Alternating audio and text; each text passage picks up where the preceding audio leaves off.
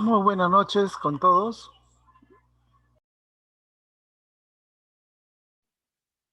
Buenas noches, ¿cómo Buenas está? noches. Vamos a esperar un momento que ingrese la doctora para poder empezar con el curso. Correcto, correcto, no hay problema.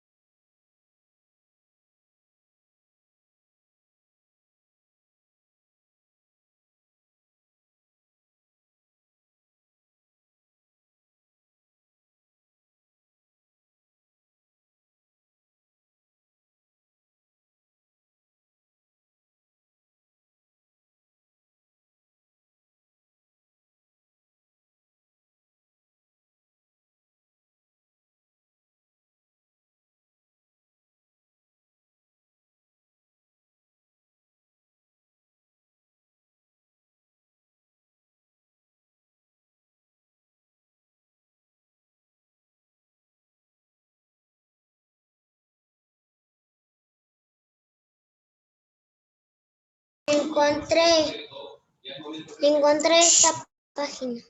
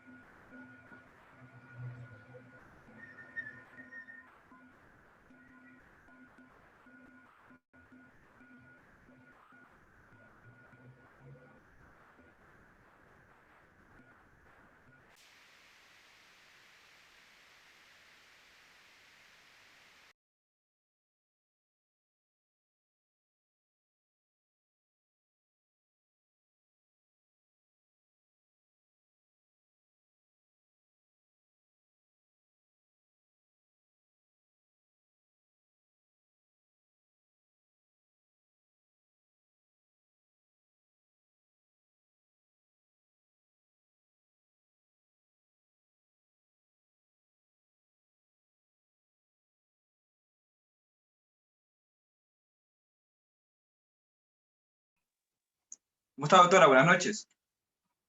¿Qué tal? Buenas noches, ¿cómo están? Buenas Ya noches. están ingresando ya los alumnos que van a ser, pues, no parte de este gran curso taller de Derecho Penal Parte General. En verdad, muy contento de poder contar con su participación, ¿no? En verdad, es todo un lujo tenerla en este curso, que va a estar a cargo también de, no solamente de usted, sino del doctor Alor, un gran penalista también, en verdad.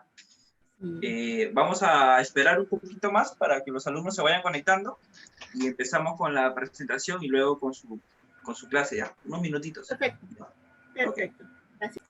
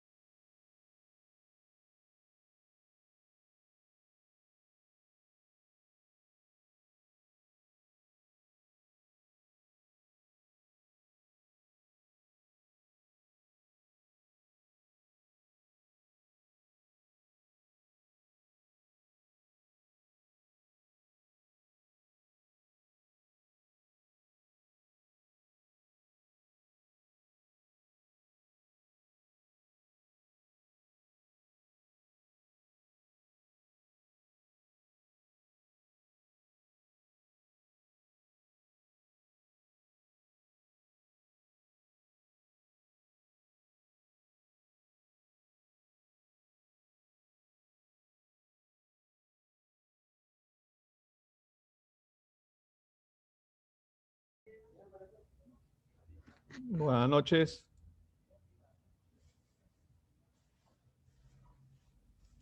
Buenas noches, doctor. Bueno, doctora, ya creo que hemos esperado unos minutos. Vamos a... ¿Se encuentra ahí? Sí.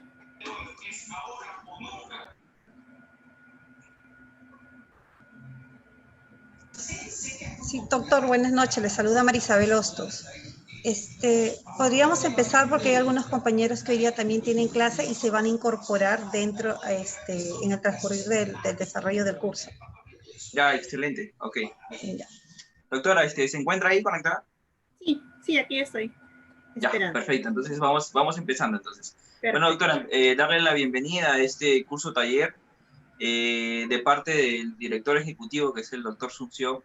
Muy contento de poder empezar este gran curso, que es Derecho Penal, parte general, con grandes y sobre todo con una larga trayectoria que tienen cada uno de los ponentes, como usted, doctora. Para comentarles un poquito de la hoja de vida de la doctora Janet. Tiene una maestría en lo que es en Derecho Penal por la Universidad Federico Villarreal. Tiene un doctorado en Derecho por la misma Casa de Estudios. Es egresada de la maestría de Derecho Administrativo y Gestión Pública. Y es especialista legal en la Procuraduría especializada en delitos contra el orden público del MININTER en el área de crimen organizado. En verdad, una trayectoria que todavía tenemos para rato de hablar de la doctora. En verdad, es todo un placer y un gusto tenerla. También vamos a tener al doctor Alor, que ya en su momento en la cuarta clase va a estar con nosotros. Y bueno, darle la bienvenida, doctora, a Cognitivo de Derecho y esperando de que el curso, para todos estos alumnos que están ahorita el día de hoy conectados, puedan poder aprender un poquito más, sobre todo reforzar los temas que seguramente ya lo han visto, y esperando de que sea de su agrado de cada uno de ustedes. Doctora, con su permiso, por favor. Listo. Muchas gracias. Muchas gracias por la presentación, chicos. Muchas gracias por estar presentes.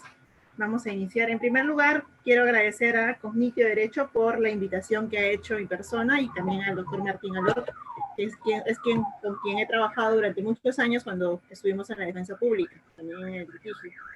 Bueno, en primer lugar, felicitarlos por el interés que han puesto en el curso de teoría del delito, por el interés en la parte general, que es la parte, desde mi punto de vista, en mis años de litigio, más importante, la parte fundamental, la parte medular.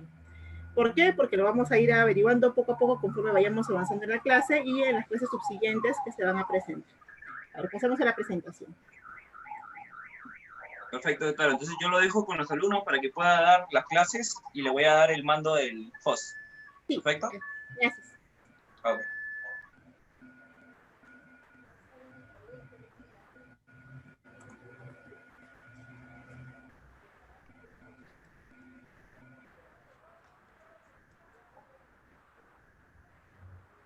Listo. Bueno, chicos, en primer lugar, como les mencionaba, felicitarlos por inscribirse a este curso de teoría del delito, la parte general, la parte medular, la parte que muchas veces nosotros los abogados en el transcurso de la carrera profesional olvidamos, ¿no? Muchas veces nos centramos más en la parte especial, dejando quizás atrás muchos aspectos que debemos señalar, debemos tener en cuenta al momento de iniciar un proceso penal, ya sea en cualquiera de los lugares que nos ocupe o que nos toque defender, ya sea desde el punto de vista del fiscal, ya sea desde parte de la defensa, o en todo caso también de parte del actor civil, ¿no? Como lo mencionó en la presentación, quien les habla ha trabajado como defensa pública por aproximadamente 8 años defendiendo todos los tipos de casos, tanto en el antiguo código como en el nuevo código procesal penal. En la actualidad me desempeño ahora en la parte civil, donde también es importante, también es medular conocer los aspectos importantes sobre la teoría del delito. En primer lugar, tenemos que mencionar, sin necesidad de entrar necesariamente a todo lo dogmático, tradicionalmente vamos a definir delito, como ustedes tienen conocimiento, como la acción u omisión. Ojo con eso, el delito es la acción u omisión penada por ley, ¿no? El Código Penal define las acciones o omisiones dolosas o culposas penadas por ley Y la dogmática, ¿no? Nos ha planteado con diversos autores, diversas corrientes que se nos han presentado. Hay incluso corrientes que nos señalan, nos hablan de una división bipartita del delito, pero hemos adoptado en el Perú sobre todo la división tripartita. Entonces vamos a señalar que el delito como tal va a ser una conducta, recordemos eso, es una conducta que va a ser típica, antijurídica y culpable. Y por ahí muchos han señalado que también incluso vamos a adicionarle lo punible, ¿verdad? Porque tiene que ser una conducta típica, antijurídica y culpable que también sea plausible de una sanción penal, ¿verdad? Ahora, como lo mencionábamos, esta división tripartita que se presenta en el delito, hablamos de acción u omisión típica. La parte típica, la parte que también vamos a desarrollar en una siguiente clase, es la parte medular, una de las partes más grandes, más amplias, cuando hablamos de tipicidad. Es la más amplia, porque dentro de la tipicidad vamos a hablar de lo que es el tipo objetivo, de lo que es el tipo subjetivo. Dentro del tipo objetivo vamos a tener que analizar el sujeto, ¿no? ¿Verdad? Ahí vamos a hablar de los tipos de autoría, luego de los objetos materiales, de la conducta típica, etc. Y dentro del tipo subjetivo ya nos encargaremos de analizar lo referente al dolo y a la culpa. Luego vamos a revisar lo que es la antijuridicidad, la parte antijurídica, que hace referencia a que la acción cometida y que está descrita en el tipo penal, pues va a ser una contravención a las normas penales y culpable cuando pueda demostrar posteriormente de que esa persona pues tiene la responsabilidad de ello. Siempre he mencionado en las clases que vamos a tomar esta teoría, esta división, ¿verdad? Esa división dentro de la fórmula del delito como un filtro, ¿ya? Es decir, es como si tuviéramos un grupo de coladeras, ¿verdad? Tenemos en primer lugar como nuestro elemento principal la conducta. Ya sabemos que puede ser una acción o puede ser una omisión. El primer filtro que va a tener que pasar, que va a tener que traspasar esta conducta para poder mencionar que es delito, para llegar a ser delito, es que cumpla con la categoría de tipicidad. Es decir, revisar, evaluar si efectivamente esa conducta puede ser plausible de ser tipificada dentro de los que se señala en nuestro ordenamiento penal. Posteriormente, revisaremos en un filtro un poco más pequeño, ¿verdad? Si esta conducta como tal también es antijurídica. Posteriormente en un filtro mucho más pequeño, culpabilidad, y ya el último filtro vamos a evaluar si esta es punible o no. Y recién podremos nosotros determinar si esta conducta tiene la categoría o no de delito, ¿verdad? Dentro de la teoría del delito, dentro del derecho penal, la teoría del delito, como les mencionaba, es una parte fundamental. Sin embargo, sabemos que este derecho penal también va a estar circundado, pues, ¿no?, por los principios generales que también se tienen que contrastar con la aplicación del mismo. Tenemos la teoría de la ley penal y la teoría de las penas. Sin embargo, considero yo que comenzamos con los principios generales y luego pasamos con la teoría del delito para luego recién pues evaluar el tema de la teoría de la ley penal y de las penas, ¿no? Siempre he señalado que es el primer paso que nosotros debemos dar al evaluar los casos que se nos presenten. Por lo tanto, podemos nosotros conceptualizar que la teoría del delito va a ser un instrumento conceptual que nos va a permitir aclarar todas las cuestiones referentes al hecho punible y que nos va a servir como garantía para poder definir los presupuestos que nos van a permitir a nosotros, operadores del derecho, calificar tal como delito o no. Ello sistematizando criterios argumentativos que se han desarrollado por la doctrina penal y que el mismo va a constituir pues una herramienta fundamental para la solución de los casos concretos. Ahora, muchas veces cuando ustedes también seguramente han asistido a ponencias, ¿no? Generalmente nos inscribimos siempre en ponencias respecto a procesal penal, al proceso, las etapas del proceso, a juzgamiento, ¿verdad? Cómo construir una teoría del caso, como la litigación, técnicas de litigación oral, que está ahora, hoy en día, muy de moda, porque estamos, bueno, por lo menos en Lima, a puertas ya de iniciarse con el Código Procesal Penal. Entonces, todos hemos comenzado a revisar nuestro Código Procesal, pero mucho nos olvidamos de la teoría de delito. Escuchaba justo hoy por clase a un colega que mencionaba que en el tema de las técnicas de litigación oral, que en la etapa intermedia o en la etapa del juzgamiento, ya no es necesario aplicar la teoría del delito. Craso error, porque vamos a ver que sí es necesario en todas las etapas del proceso penal, no solamente en la calificación, porque muchas veces vamos a darnos cuenta que hasta en los alegatos de clausura en un juicio oral, la defensa o tanto el Ministerio Público va a poder resaltar ciertas circunstancias, ya sea depende del pedido que haya que realizar, la presencia de elementos que están presentes en la teoría general del delito. Como les mencionaba, la teoría del delito vamos a poder utilizarla no solamente pues en la etapa de calificación. ¿Y cuál es la etapa de calificación que nosotros pues más conocemos, ¿no? Más hemos podido ver, en donde más notamos o más percibimos la acción del Ministerio Público en tanto a la calificación? Pues es en la investigación preparatoria, ¿no? O en las diligencias preliminares, cuando estamos antes de formalizar la investigación preparatoria. Entonces, normalmente el Ministerio Público lo que hace es recibir la noticia criminal, recibe la noticia criminal, la evalúa, ¿no? Porque no toda noticia que llega, si bien pueden, de hecho, que tiene acciones, hay hechos o circunstancias que se han cometido, no todas van a ser señaladas o van a ser calificadas como delito. Hay que tener en cuenta eso. Entonces, el Ministerio Público, al recibir la noticia criminal, es el primero en realizar y hacer el uso de esta teoría general del delito. ¿Dónde lo va a hacer? En primer lugar, en la calificación a fin de determinar la formalización de la investigación preparatoria, ¿verdad? Cuando realiza su formalización. Hoy en día, les contaré, como les dijeron al inicio, trabajo con el área de crimen organizado. Crimen organizado, pues uno dice, son súper procesos, ¿verdad? Procesos grandes, tenemos procesos con 50, 80 imputados, de casos muy grandes, casos todos complejos, ¿verdad?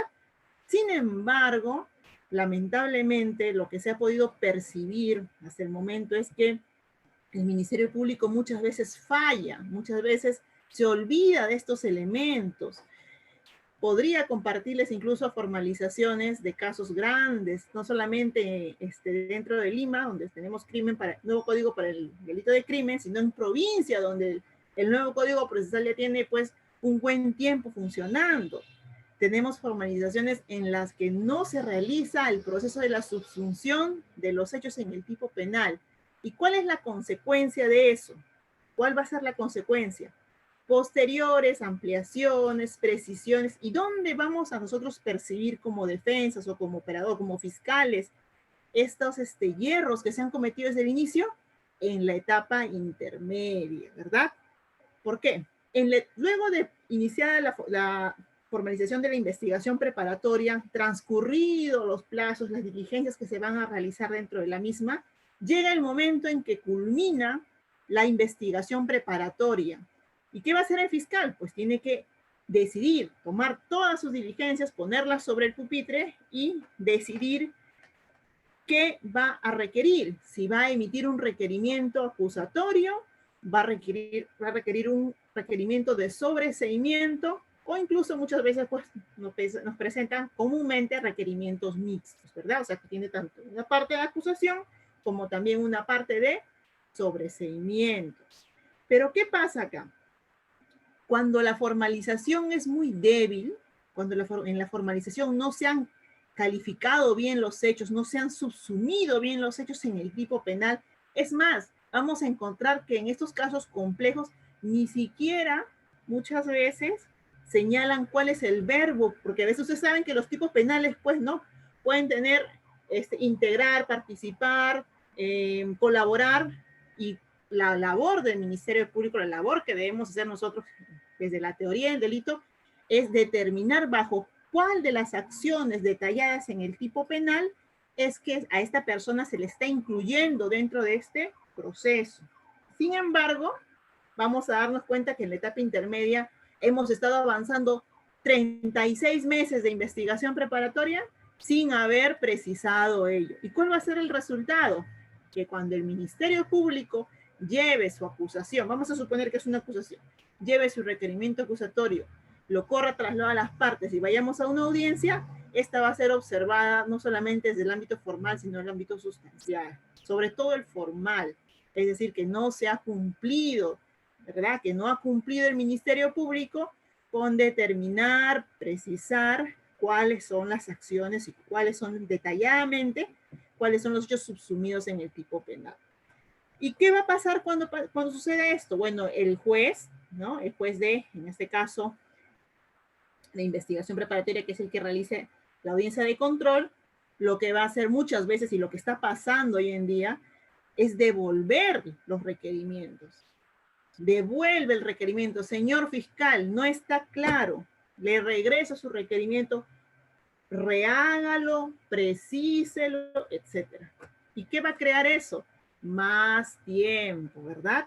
Ahora, va a depender de la posición que tomemos nosotros en el proceso, ¿verdad? Si somos defensa, obviamente, pues, ¿no? Y ya estamos con 36 meses de investigación preparatoria y con los plazos de prisión preventiva por vencer, pues, bueno, que lo devuelvan, ¿verdad? Pero si somos, pues, Ministerio Público, o si somos parte agraviada, o somos la población, porque estamos hablando de casos complejos, de casos graves, estoy poniendo el ejemplo de que fueran casos graves, entonces vamos a tener que, la sorpresa de que estas personas, ¿no? Que han sido detenidas o impuesto prisiones preventivas grandes, fuertes, de 36 meses, tengan que salir en libertad sin una resolución, sin una sentencia que por lo menos dé fin a su situación jurídica. Entonces vienen este tipo de problemas. Es por eso que muchas veces estamos viendo en la prensa que salen organizaciones criminales, salen muchos casos y bueno, muchos le dan o le otorgan, ¿no? Le otorgan la culpa o la responsabilidad de ello al Poder Judicial, cuando en lo personal, se los digo por experiencia, no es tanto del Poder Judicial. Muchas veces el problema es del Ministerio Público. Institución que yo quiero mucho, no estoy hablando mal de ellos, sino que es una institución que yo aprecio mucho, he trabajado mucho con ellos, pero lamentablemente estos problemas se presentan. ¿Y por qué? Porque no se hace un adecuado análisis desde el inicio de la investigación preparatoria, ¿verdad? Entonces, ahora, supongamos que ya pasó el filtro, le devolvió. He tenido casos, chicos, en los que les han devuelto la acusación hasta 6 veces al Ministerio Público. Imagínense, 6 veces devuelto un requerimiento acusatorio para que precise. Ya esos señores fiscales muchas veces hasta con quejas en el órgano de control, porque es increíble que en 6 oportunidades se tengan que estar devolviendo tu acusación, porque has tenido 36 meses para poder, ¿verdad? Para poder determinar, analizar, separar la paja del trigo, etcétera, pero no se cumple con ello. Segundo punto. Vamos a pasar al siguiente paso, que es el juicio oral. Doctora, pero ahí no vamos a utilizar la teoría del caso, la teoría general del delito. Claro que sí. ¿Dónde la voy a utilizar? La voy a utilizar en mi teoría del caso, ¿verdad? ¿Por qué? Acuérdense que no necesariamente, pues, tu abogado como defensa vas a asumir la defensa desde la investigación preparatoria. Muchas veces voy a asumir la defensa quizás en la etapa intermedia, que es corta, o quizás voy a asumir la defensa en el juicio oral, ¿no? Y va a llegar a mis manos un caso en el que simplemente lo han dejado pasar y pasar y pasar. Sin embargo, oh sorpresa, llega mi cliente, me toca la puerta y me dice: doctora, este es mi expediente, mi expedientillo, lo reviso y encuentro una causa de justificación, ¿no? O por ahí encuentro que no se cumple, que era una comisión por omisión, pero que no se generó resultados, por ejemplo, ¿no? Entonces, voy a poder armar mi teoría del caso con ello.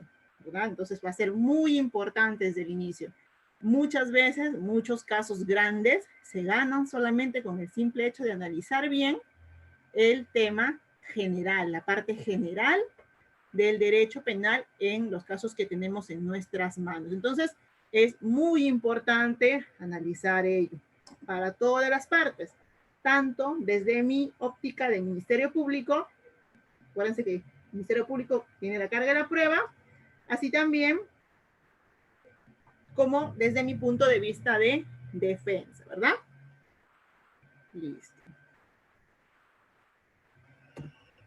Entonces vamos a lo que nos atañe el día de hoy. El día de la clase de hoy es acción y omisión. Entonces, acuérdense que en primer lugar tenemos el tema de la conducta, ¿verdad? Entonces la conducta, que es lo esencial, lo primero, el primer paso, la primera semillita en este largo camino del derecho penal.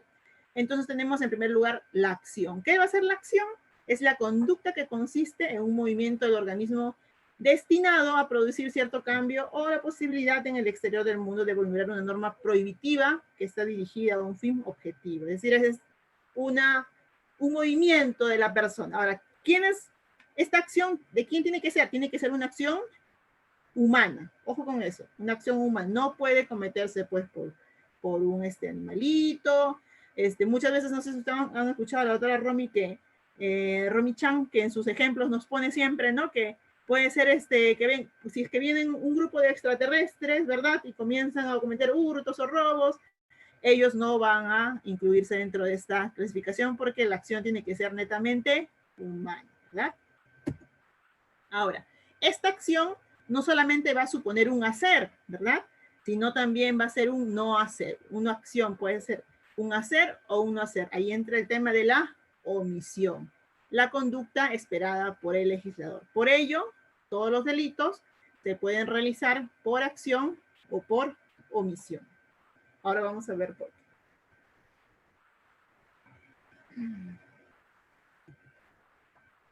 Dentro de los elementos de la acción tenemos la manifestación de voluntad, ¿verdad?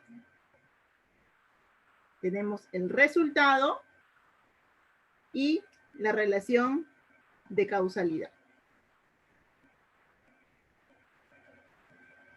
La manifestación de voluntad en la acción obviamente es pues lo que nosotros queremos hacer. O sea, nosotros tenemos que tener la conciencia y la voluntad de la realización del acto, ¿verdad? Conciencia y voluntad, en este caso, de realizar el acto. Y resultado, va a ser necesario que se genere pues un resultado del producto de esta acción, y relación de causalidad, va a tener que existir una relación entre la acción realizada y lo que se ha consumado con el resultado, ¿verdad?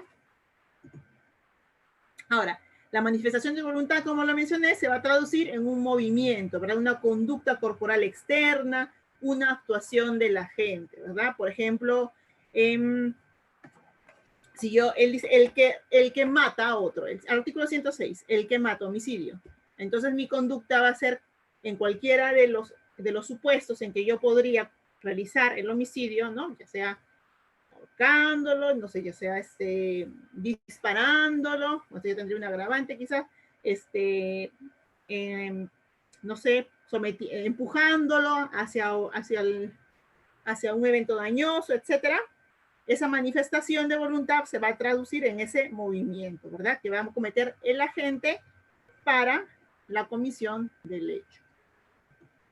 Resultado va a ser el efecto externo de esta acción que el derecho penal va a calificar para reprimirlo, ¿no? El que mata a otro, ¿cuál es el resultado? Que esa otra persona fallezca, ¿verdad? Se le extinga la vida, producto de la acción que yo cometo. Tipificado, sancionado, y que consiste en la modificación introducida por la conducta criminal en el mundo exterior, ¿no? Luego, la relación de causalidad, como lo mencioné, si existe este supuesto criminal, ¿no? Pero no hay una relación con la responsabilidad, es decir, con el hecho que se ha cometido. Si no hay una relación, se va a suspender el seguimiento porque no hay acción, es decir, porque no va a haber ese nexo. Si no se puede demostrar que el producto de la acción que yo cometí se produjo directamente ese evento dañoso, pues elimina la relación de causalidad. Ahora, vamos a tener también presente dentro de ello la ausencia de la acción, ¿verdad? ¿Qué es la ausencia de la acción? El obrar no dependiente de la voluntad del hombre, o sea, sin voluntad de cometer. Ahora, cuando hablamos de ausencia de acción, siempre nos vamos a acordar de estas siglas, ¿no? Ustedes seguramente lo han oído, lo han escuchado en varios docentes que dictamos, bueno, el curso de Derecho Penal Parte General, la famosa FEA, ¿verdad? Fuerza física irresistible, estados de inconsciencia y acto reflejo. Entonces, cuando nosotros nos preguntemos respecto a la ausencia de acción, inmediatamente se nos va a venir a la cabecita FEA. Ajá, la FEA, ¿verdad? Fuerza física irresistible. ¿Cuál es? Aquella fuerza irresistible, aquella fuerza que imposibilita desde todo punto al sujeto a moverse, ¿verdad? No va a ser una acción mía, sino que va a ser de una fuerza aparte, una fuerza exterior. Estados de inconsciencia. Se va a tratar de esos momentos en los que el sujeto, ¿no?, que realiza esta acción no es plenamente consciente de sus actos. En estos casos, normalmente le hacen referencia siempre pues, a los estados de ebriedad, pero no necesariamente es a los estados de ebriedad, porque hay que probar que el estado de ebriedad en esos casos realmente me puede dejar inconsciente de los actos que puedo cometer, ¿verdad? Pero, por ejemplo, en los estados de inconsciencia siempre señalan al sueño hipnótico, la hipnosis, ¿verdad? Esos son los ejemplos más comunes que se nos presentan en los estados de inconsciencia. Porque, como les vuelvo a repetir, en el caso del estado de ebriedad no es tan sencillo probar que esta persona, pues, realmente tiene un estado de inconsciencia total. Pero sí, obviamente, con una pericia, ¿no? Al igual que bajo el consumo de las drogas, ¿verdad? En el tema de las drogas también tenemos que probar que el consumo, que sea en la cantidad, que va a tener que ser contrastado, ¿verdad? Con el organismo de la persona. No todas las personas van a asumir o van a tener los mismos efectos ante el consumo de determinada cantidad de bebés, ¿cómo está? De igual forma, tenemos el acto reflejo. ¿Todo bien? Con el acto reflejo, hijos, todo bien. no es factible impedir movimientos reflejos que provienen del automatismo del sistema nervioso. Típico ejemplo del acto reflejo, por ejemplo, es en los casos de los ataques epilépticos, por ejemplo, ¿verdad? Muchas personas, no sé si han escuchado, ha habido casos de personas que... El bebé también está ya, sí, ya lo vi ya. Todos están. Bebé, ya no te preocupes, bebé. Ese audio. A ver, luego le preguntamos a bebé si está presente. Listo, muchas gracias. Bueno, como les mencionaba, en el caso del acto reflejo, el típico caso que se nos presenta es de la persona que sufre quizás un ataque epiléptico en el momento. Justo estaban trabajando en una construcción y el chico que apoyaba a la persona de que hacía los temas de electricidad sufre un ataque epiléptico y mueve un cable, se suelta el cable y hace que otra persona pues se electrocute y fallezca o presente lesiones, ¿verdad? En esos casos, definitivamente la persona pues actuó con actos reflejos. Esa persona no podía controlar en el momento lo que su cuerpo manifestaba. Entonces, también vamos a romper, este va a ser una ausencia, un caso de ausencia de acción. Hay otros casos también, ausencia de acción, como el mismo nombre lo dice, el mismo acto reflejo. Cuando hemos visto quizás algunas películas, ¿verdad?, que con un martillito nos golpean en la rodillita y la piernita pues se levanta, pues ese también es un acto reflejo. Hay personas que tienen una especie de tics, ¿no?, que en determinado momento presentan un pequeño tic nervioso y pueden pues en ese momento quizás empujar, desconectar u ocasionar algún tipo de accidente. Entonces, pero se tiene que, como defensa, nosotros demostrar que en ese caso hay una ausencia de acción, pues porque ese suceso se ha motivado respecto de un acto reflejo. Entonces, acuérdense, la ausencia de acción, nos acordamos de la fe, ¿no? Por ejemplo, a ver, en este caso, si se produce un terremoto, ¿ya? Y las personas que viven en un edificio, todos pugnan por salir, me suena conocido ese caso. Al llegar a las escaleras, una se resbala, cae sobre otra y se produce la muerte de una o varias personas. Ojo que acá no estoy incluyendo efectivos policiales. Solamente hablamos de un edificio, un terremoto y personas que viven, ¿no? Y que tratan de salir para poder ponerse a buen recaudo, quizás ir a una zona de seguridad en el primer piso. Claro que eso no se debe hacer porque siempre en todos los pisos tiene que haber una zona de emergencia. Sin embargo, se produce la muerte. ¿Podemos atribuirle la muerte a estas personas que han quizás caído sobre otras? No, ¿verdad? Porque estas personas actuaron por, ¿cuál sería? Ausencia de acción. Ajá, y sería la fuerza irresistible, claro. ¿Quién fuera un temblor, un terremoto, verdad? Un terremoto, yo simplemente no me podía mantener en pie, ¿verdad? Porque cuando hay un terremoto grado 7, imagínense, bajando las escaleras. No sé si se acuerdan, bueno, yo me acuerdo cuando ocurrió el terremoto que pasó en Ica, que ni siquiera podía mantenerme en pie en mi sala. Se movía el piso de tal manera que tenía que tomarme de la silla. Imagínense bajando unas escaleras, ¿verdad? Entonces, en ese caso, no podemos atribuirle el hecho porque hay una ausencia de acción por una fuerza física externa en este caso, ¿verdad? Ahora, por ejemplo, si X, vamos a ponerle que sea Jimena, empuja a Jordi para que impulse o para que empuje a Sara, que se encuentra al borde justo de un barco, ¿ya? Que está a 8 metros y el barco está encallado, pero a 8 metros. Y efectivamente, Sara cae y muere. ¿A quién le vamos a atribuir la responsabilidad? A ver. A X, pues. Bueno, en este caso... Y no sería responsable, ¿verdad? Porque él no quería cometer el evento dañoso, él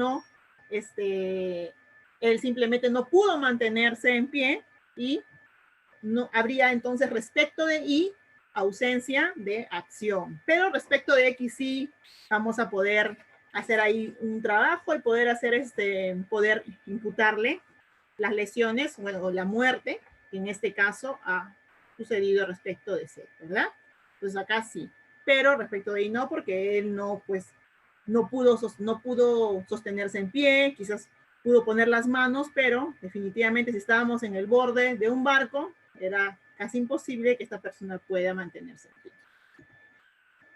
Otro ejemplo, por ejemplo, José es el ejemplo del electricista. Se encuentra apoyando en la instalación de una conexión eléctrica, sufre el ataque de epilepsia que les mencioné, producto del cual se efectúa un movimiento brusco y suelta uno de los cables de alta tensión, producto del cual fallece uno de sus compañeros.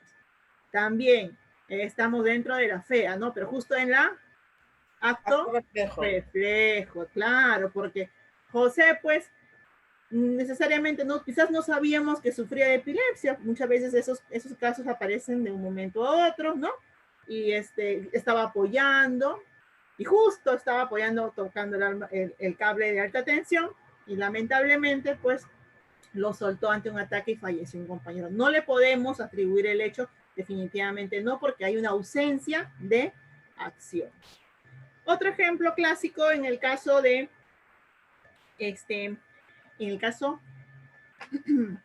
de María, bajo los efectos de la hipnosis, mata a Pedro y Martín.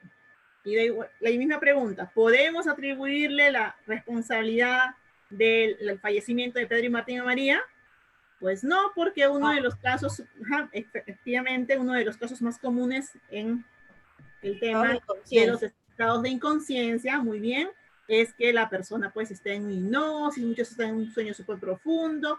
Como les mencioné, también podemos tocar el tema del alcoholismo, que lo relacionamos mucho, y las drogas, pero tenemos que comprobar que efectivamente esa droga pues alcohol consumido en el grado que se señale, pueden ser atribuibles a dejarlos en un estado de inconsciencia, ¿verdad?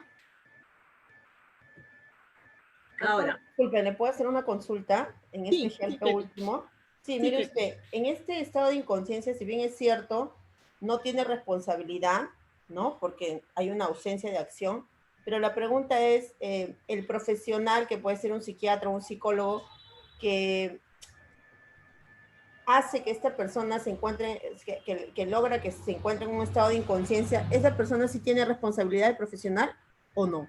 Si esa persona lo hubiera, tendríamos que demostrar que esta persona lo hizo con la intención de que esta persona, que María, en el ejemplo que tenemos, que María mate a Pedro y Martín. Que lo hubiera utilizado, ¿verdad? Que hubiera sido adrede, podríamos hablar de responsabilidad, ¿no? Si es que probamos. Ahora, el tema de la prueba sí va a ser complicado, pues porque tendríamos que tratar de averiguar dentro de la psiquis de la persona que lo hipnotizó, ¿no? Que en sus intenciones estuvo a realizar ello. Y para ello, pues tendremos que hacer uso de otro tipo de medios de prueba, ¿verdad? Quizás conversiones telefónicas, quizás algún tipo de animadversión, testigos, etcétera, ¿no? Pero así Doctora, solamente sí ya sería un poco más complicado. Pero sí doctora, podría. ¿Sí? Gracias. dentro de la tipificación subjetiva, puede encuadrar la acción del ejemplo que ha planteado de José como un delito no culposo, pero no doloso, pero sí culposo. Como culposo. Se podría trabajar desde la defensa planteando esa tipificación, porque si bien es cierto, hay un evento externo fortuito, sin embargo, se entiende de que alguien hay dominio del hecho, que es un concepto fundamental Claro. cuando hablamos en teoría penal, Ajá. hay alguien que tiene dominio del hecho, ¿no? Y entonces, frente al dominio del hecho, hay que tomar previsiones a efectos de poder evitar cualquier evento contrario al cuerpo, la vida y la salud. Entonces, un poco yendo por ahí en el razonamiento penal, si uno tiene el caso, puede plantearlo bajo la tipificación desde el punto de vista subjetivo como un delito culposo. Podríamos sí, porque acuérdense que las personas que, sobre todo la persona que es el empleador de esas personas, ¿verdad? La persona que tiene que cuidar los temas de seguridad y salud y los temas sobre todo de seguridad en el trabajo, debería haber previsto ciertas circunstancias para que esta persona, pues, o estas personas tengan los medios de seguridad para no poder cometer ese tipo de hechos. Por ejemplo, ¿no? Buena tu pregunta. Este tipo de enfermedades, o las personas que tienen ese tipo de enfermedades deberían, ¿no? Debería controlarse su actividad dentro de cuando se hace uso o se manipula maquinaria, temas de electricidad, ¿verdad? Porque definitivamente, al ser una enfermedad en la que se te va a presentar en cualquier momento, pues estás poniendo en riesgo la salud, la vida de tus otros compañeros. Y sí podríamos tomarlo por un tema culposo, ¿no? Porque ya viene desde... Pero ahora, atribuírselo a José, ahí sí tendríamos que analizar, porque José, o sea, él no accionó, o sea, él no tuvo control de su acción. No hay acción en él. Hubo intencionalidad. Sobre todo no hubo acción, que es lo primero. No hay acción de... Quizás respecto... A ver, dime. Por ejemplo, doctora, aquí si la empresa, porque se supone que José está siendo empleado, conoce de los antecedentes de salud, como es el de epilepsia, mal podría la empresa el de asignarle una función de alto riesgo, ¿no? Claro. Entonces ahí la persona jurídica estaría incurriendo, pero según Zaffaroni, la conducta penal no incluye a las personas jurídicas y en el peor de los casos eso ameritaría una sanción de carácter administrativo. Claro, una consecuencia accesoria podría recibir como persona jurídica. Claro, pero ahora también nos preguntamos, ¿y José lo señaló o no lo señaló cuando hizo su declaración jurada de salud, verdad? Porque todos pasan una evaluación. Entonces también vendría un tema de responsabilidad quizás desde ese punto, porque las personas hasta los que van a las minas, los que trabajan en construcción, pasan un control de salud previo. Tienen ellos un médico ocupacional que se encarga de revisarlos periódicamente y ellos firman una declaración jurada de salud, porque efectivamente, muy buen detalle, de que hay labores que no pueden hacer todas las personas, ¿verdad? Por ejemplo, si yo sufro de la presión alta, no podría ir a trabajar a una minera, ¿verdad? Pero si yo firmo mi declaración jurada, estoy poniendo en riesgo no solamente mi vida, sino también estoy prácticamente arriesgando a las personas que van a laborar ahí, porque quizás estoy yendo yo de conductor de maquinaria pesada. Y justo me da un paro cuando estoy, pues, manipulando o maquinando uno de estos aparatos. Entonces también viene un tema ahí de responsabilidad. Doctora, entonces aquí lo importante es tener una abundante presentación de hechos. Los detalles son fundamentales porque marcan la dirección de Claro, de la definitivamente. penalidad y de la culpabilidad de ser el caso, ¿no? Ajá. Pero justamente eso es lo que vamos a hacer. Porque si te das cuenta, lo primero que hemos hecho ha sido, ya, hay ausencia de acción. Pero vamos a tenerlo ahí, ¿no? Vamos a pasar, porque ahorita este es un ejemplo muy básico, pero si le adicionamos esos detalles, ¿verdad? Si él trabajaba en zona de emergencia o trabajaba con aparatos peligrosos, ¿no? Eran aparatos de riesgo, ¿no? ¿Qué tal? Quizás, como menciona el ejemplo, ¿no? Apoyando. Si tomamos la palabra apoyando, puede ser que fue porque un amigo le dijo, oye, ven, apóyame ese día porque no voy a poder asistir, y fue de apoyo. Es decir, es más, quizás el empleador ni siquiera sabía que José estaba ahí, como muchas veces pasa, ¿no? Y ahí donde quedaría la responsabilidad. Quizás va a haber responsabilidad por el tema de seguridad, porque ellos cuando ingresan a una obra, ingresan pues firmando un cuaderno, se les tiene que entregar sus cascos, se les tiene que entregar la ropa de seguridad, etc. Entonces vienen otros temas que también tenemos que revisar. Doctora, ¿ahí cuál sería la tipificación, a nivel de tipificación, la tipicidad? ¿Homicidio culposo? Podría ser un homicidio culposo si es que, respecto de José, si es que determinamos que sí él, pues, a sabiendas de su enfermedad, fue a manipular ese tipo de conexiones, ¿no? Claro, eso sería la tipicidad. Luego pasaríamos a la antijuricidad y ahí pasa el segundo filtro y ahí los medios probatorios irán confirmando, irán descartando. Ajá, exacto. Vamos a ir pasando filtro por filtro por filtro. La idea es que conforme en la tipicidad, como les mencioné, el filtro de tipicidad es el más grande. Ahí se quedan la mayoría. En la tipicidad van a ver que todavía no pasamos ahí, pero cuando hacemos la próxima clase, vamos a ver que ahí se van a ir quedando, ¿no? Varios van a ir quedándose y el problema es cuando los hacemos pasar y luego cuando avancemos ya no nos va a cuadrar. No nos va a cuadrar en el esquema porque obviamente nos hemos saltado aspectos básicos de la tipicidad, ¿no? Correcto. Entonces, mencionamos que respecto de las fases de la acción, vamos a tener pues la fase interna y la fase externa. La fase interna es la que está en el pensamiento, ¿no? Por ejemplo, yo quiero matar a Juan, ¿no? Toda la noche estoy pensando, ¿cómo lo puedo matar? A ver, me voy a comprar una pistola, me voy a ir a las Malvinas quizás a comprar un arma, luego lo voy a esperar, él sale a su trabajo a las 4, me voy a parar a 2 cuadras, lo voy a estar observando, etc. Fase interna, solamente pensamiento, solamente el pensamiento, ¿no? No, todavía no hago ningún acto preparatorio, ¿eh? Todavía solamente lo tengo internamente. Fase externa, cuando ya pues comienzo a exteriorizar, ¿verdad? Lo que he estado pensando, lo que he estado imaginando toda la noche, lo que he estado planeando y planificando. Ya sacar mi plata del banco, sacar de mis ahorros, irme a las Malvinas pues a comprar esta arma, ¿verdad?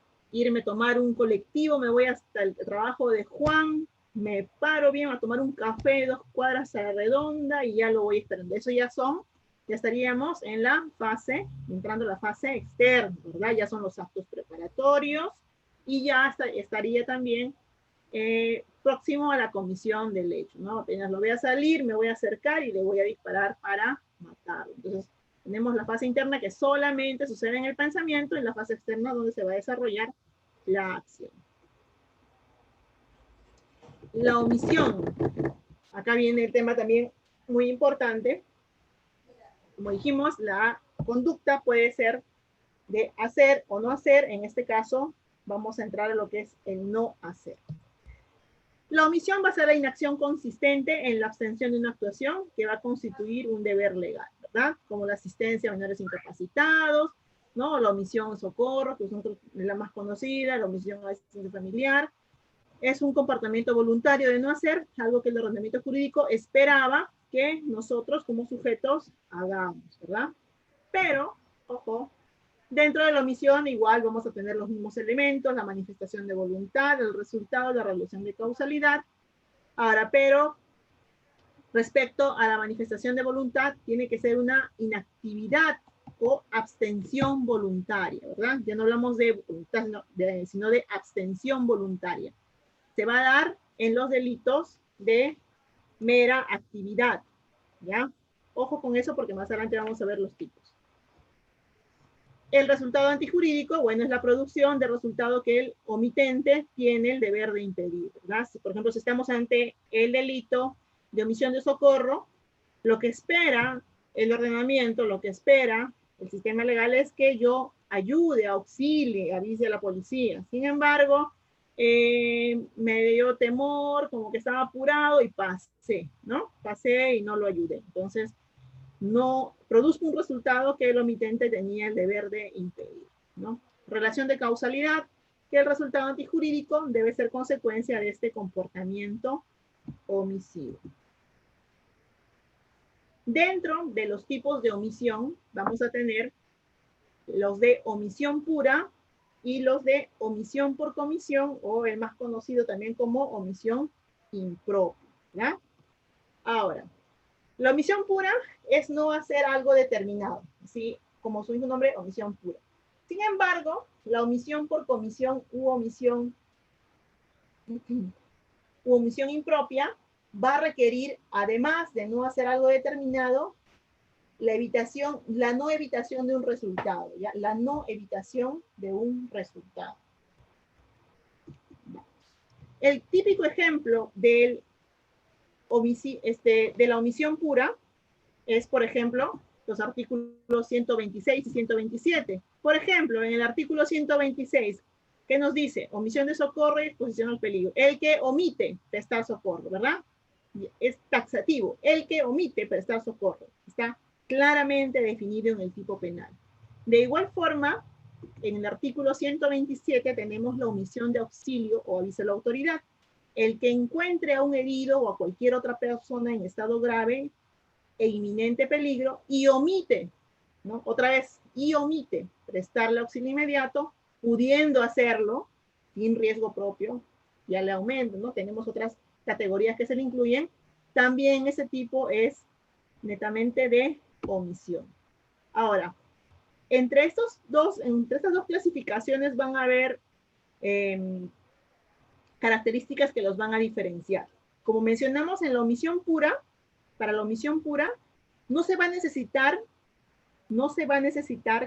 que se evidencie un resultado, ¿ya? Por ejemplo, en los delitos de peligro, ¿no? En los delitos de peligro.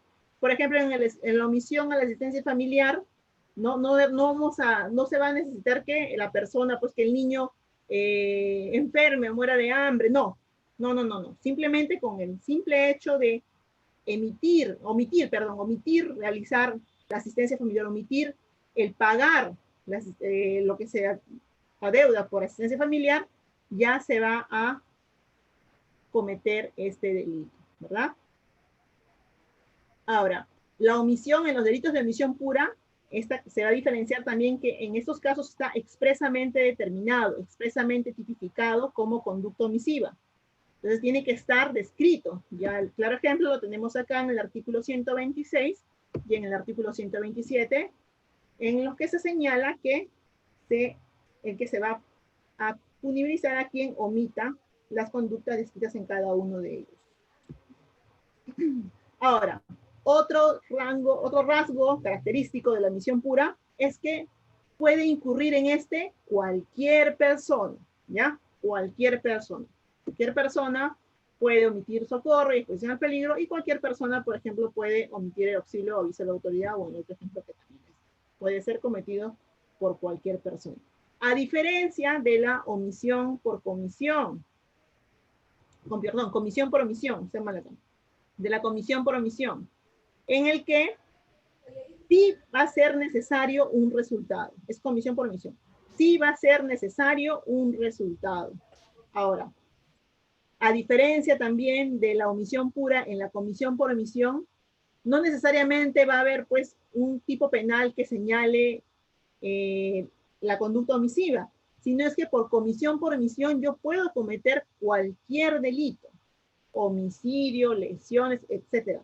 Por comisión por omisión voy a poder incurrir en cualquier delito, a diferencia de la omisión pura, que ya están pues expresamente señalados en el tipo penal.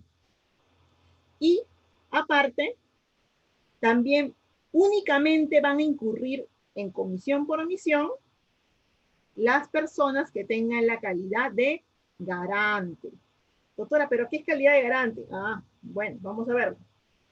¿Quiénes pueden ser garante? Garante es la persona que tiene la obligación, ¿verdad? La obligación de garantizar, como su mismo nombre, el garante garantiza, en este caso, la seguridad o que no se ponga en riesgo el bien jurídico protegido que se esté, bueno, en este caso, poniendo en peligro.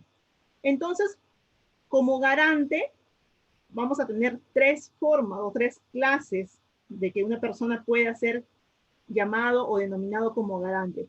Vamos a tener, por ejemplo, los conocidos garantes por ley. ¿Quiénes son los garantes por ley? Por ejemplo, los padres respecto de los hijos, ¿verdad? Nosotros como padres somos garantes de proteger, de cuidar a nuestros hijos, ¿no?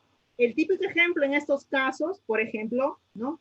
Estamos en casa y mi niño de 3 años, por ejemplo, se acerca a uno de los tomacorrientes y yo estoy conversando, ¿verdad? No me estoy dando cuenta, e introduce los dedos en el tomacorriente y se electrocuta. Producto de eso, hay lesiones. Yo tengo la posición de garante, yo tengo la posición respecto de mi hijo, yo debí velar, cuidar por ese niño. Ahora, si solamente le pasa electricidad nada más y no hay lesiones, ¿podrías continuar con el tipo? Ya no, ¿verdad?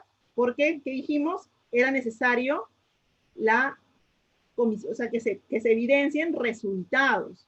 Pero si mi niño, por ejemplo, fallece producto de ese evento desafortunado, definitivamente sí va a haber responsabilidad respecto de mí. A este nivel, ojo, a este nivel va a haber responsabilidad respecto de mí, porque yo como madre tengo la posición de garante. Ahora, tenemos también los garantes por contrato. Por ejemplo, garantes por contrato, tenemos a los funcionarios públicos, ¿verdad? ¿No? Las personas que trabajan, por ejemplo, en los delitos de corrupción, tenemos a las personas que trabajan en el Estado, ¿no? Por ejemplo, un secretario judicial, por ejemplo, un funcionario, por ejemplo, también un salvavidas, ¿no?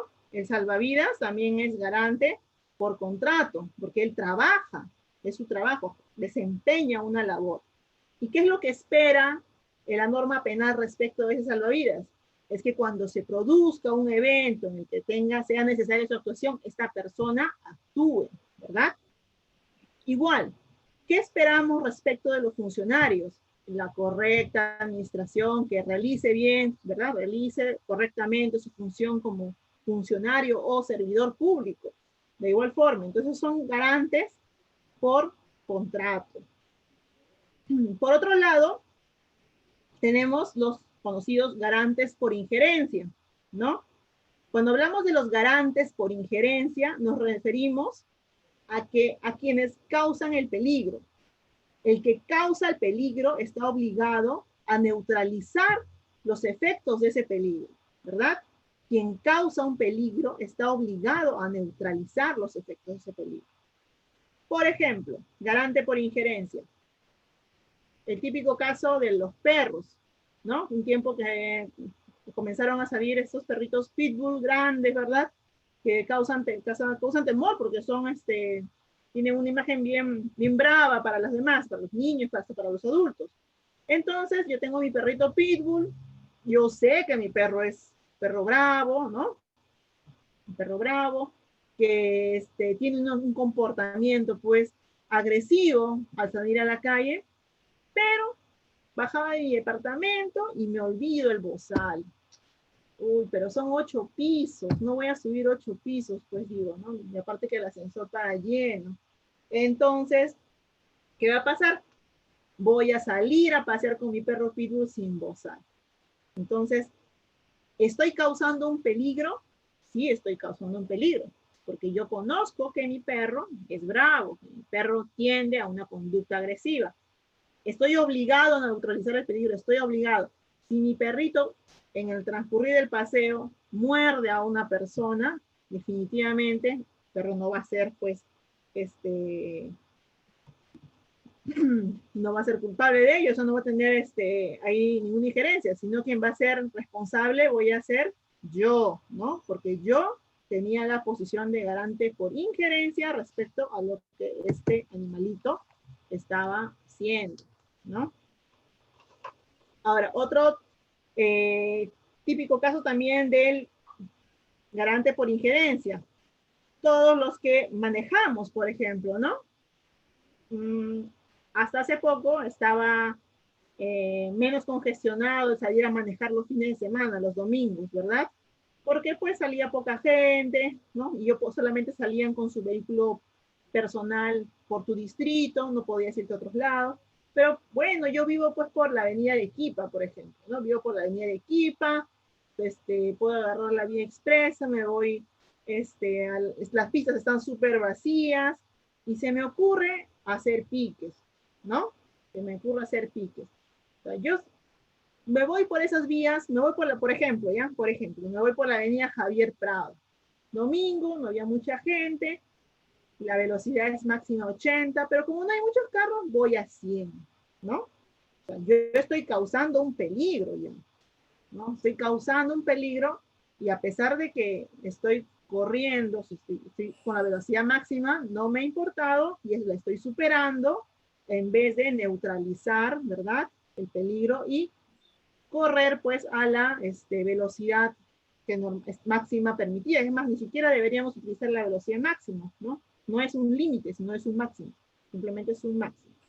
Entonces también ahí soy garante por injerencia. Otro ejemplo conocido también de los garantes por contrato son, por ejemplo, bueno, el clásico ejemplo de la discoteca Utopía, ¿recuerdan? Porque en ese lugar la persona, ¿no? La persona, el dueño o el administrador, el dueño prácticamente del negocio, los dueños de los negocios tienen la obligación, ¿verdad?, de tener todas las medidas de seguridad para que las personas que se mantengan dentro de sus locales, pues no vayan a tener ningún evento desastroso como el que pasó. Cuando hablamos de medidas de seguridad nos referimos a puertas de seguridad, a los extinguidores, a la ventilación, etc. Entonces, como garantes, todos en algún momento vamos a obtener ese papel de garante y ya sea pues por ley, como lo he mencionado, por contrato de labor que realizamos o por injerencia cuando nosotros somos quienes ocasionemos el peligro y a pesar de ello no busquemos neutralizarlo, ¿verdad?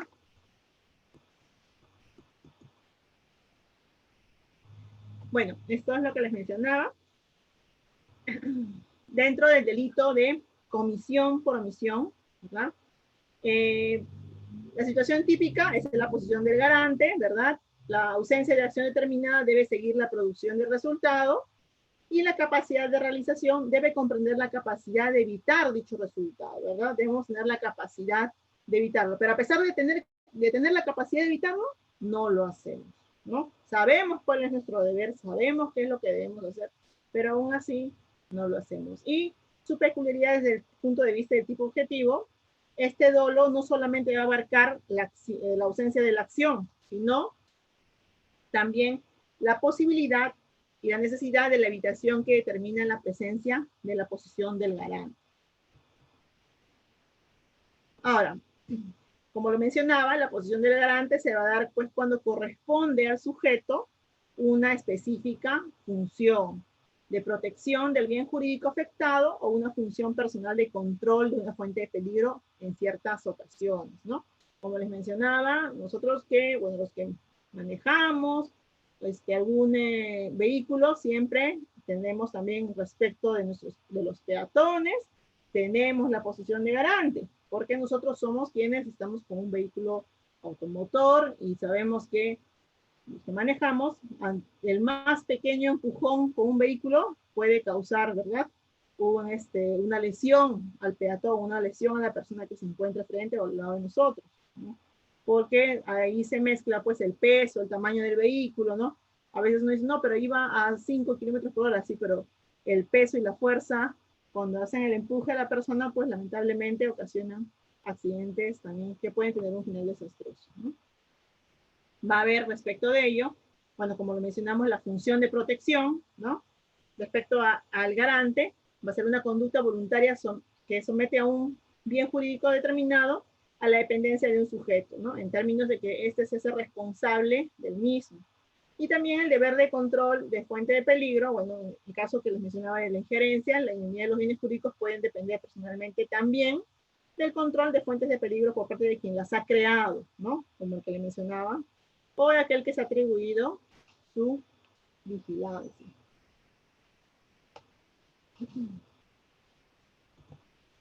Bueno, como les mencionaba, el tema de la teoría del delito, sobre todo el tema de la acción, en este caso, va a ser muy importante, no solamente en las etapas que les mencioné del proceso penal, ¿no? Sino va a ser importante durante todo el desarrollo. Entonces, las clases de este diplomado, de este curso, taller que se ha señalado, justamente se han dividido respecto de ellos, ¿no? Para poder darle fuerza a cada uno de los puntos y sobre todo para poder compartir, ¿no? Compartir casos. Ya la próxima semana que vamos a entrar en el tema de la tipicidad, vamos a compartir también resoluciones. Incluso ahora les podría mostrar resoluciones de investigación preparatoria con las falencias que les mencionaba, ¿no? Muchas veces incluso, ¿sí? Muchas veces incluso... Doctora, una pregunta, disculpe. Sí, dime. Disculpe, buenas noches. Buenas noches, ¿qué tal? Doctora, y en el caso del personal de salud, del personal de salud que brinda un servicio, en ese caso y se comete una presunta negligencia, o sea, el paciente puede ver que puede ser el caso de que salga dañado, o sea, tenga daño, ¿no? O de repente patología que puede estar postrado en una cama, o también puede ser de repente que termine en fallecimiento. En ese caso, ¿cómo se ajustaría lo que usted está hablando acerca de lo que es la omisión o los garantes? Claro, respecto al personal de salud, definitivamente el personal de salud tiene la posición de garante respecto de sus pacientes, ¿no? Hay un claro ejemplo, en el caso de los médicos, por ejemplo, ¿no?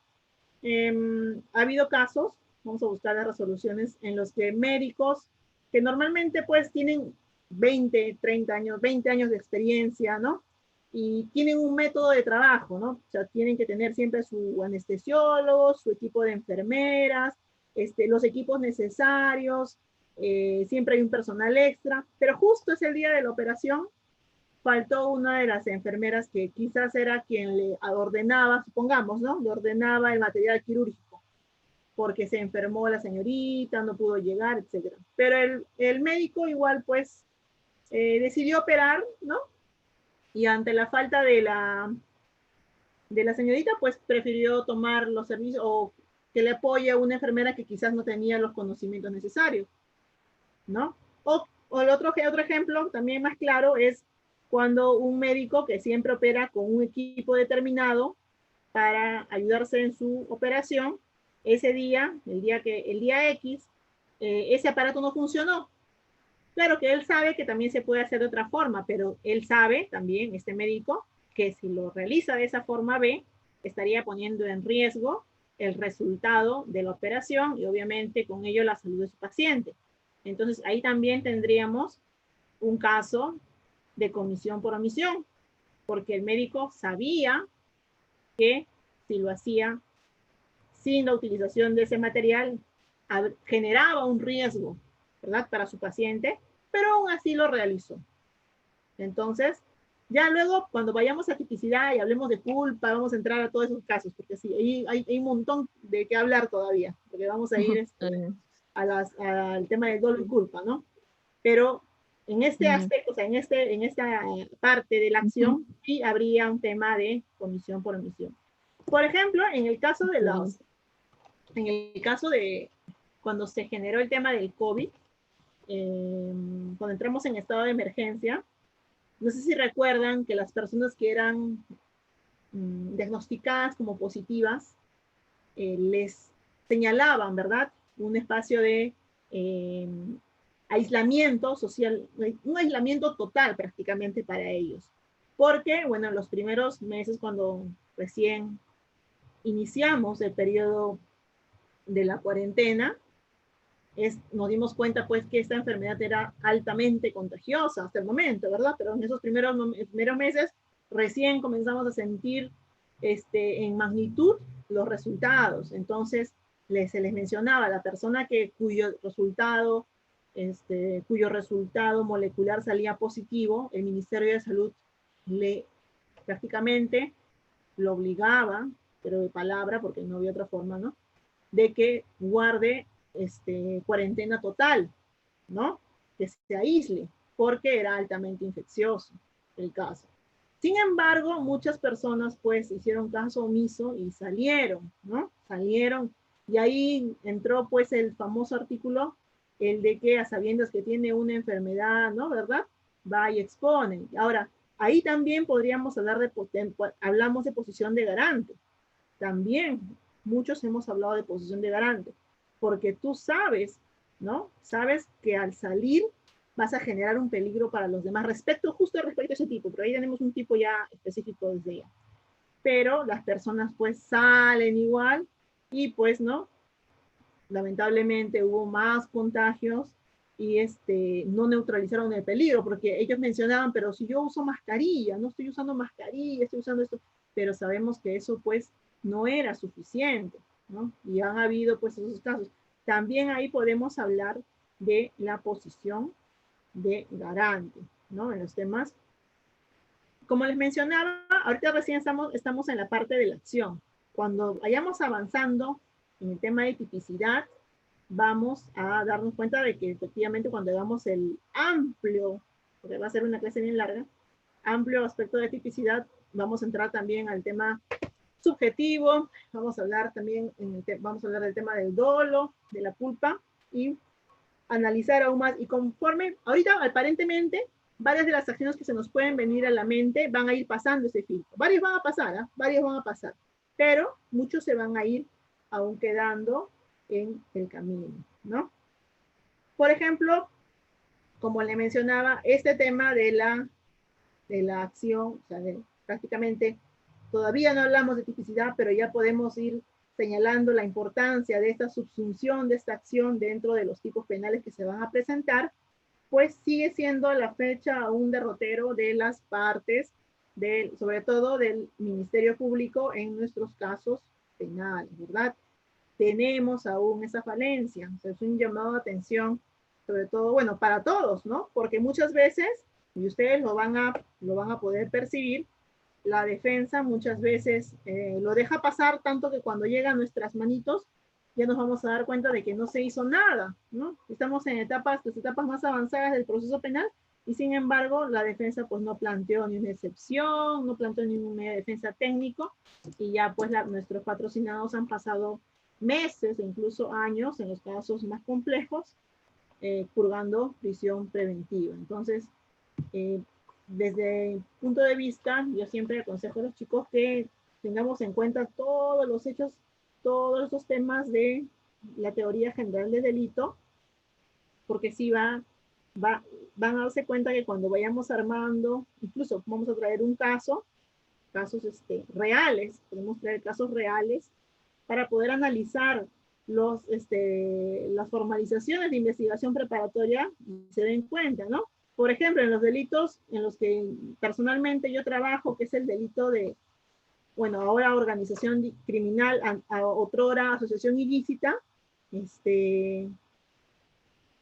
era cuando yo comencé a litigar recién como defensa pública, siempre pensé que el delito de asociación ilícita era el más difícil de probar, ¿no? Era el que siempre, de todo el cúmulo de delitos que le imputaban a una persona, era el que se caía más rápido. ¿Por qué? Porque justamente el Ministerio Público falece, o sea, carece todavía, hay una falencia de conocimiento de la teoría del delito.